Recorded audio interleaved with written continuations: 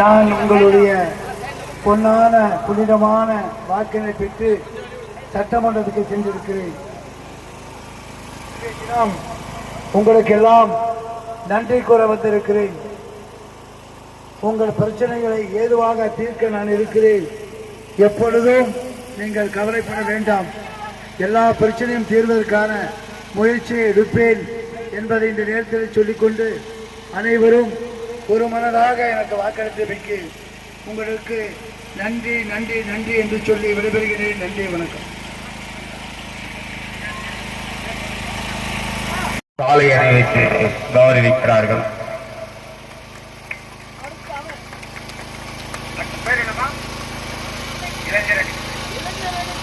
இளைஞர் அணியை சேர்ந்த தம்பி ராதாகிருஷ்ணன் அவர்கள் பொன்னாடை போட்டி கௌரவிக்கிறார்கள்.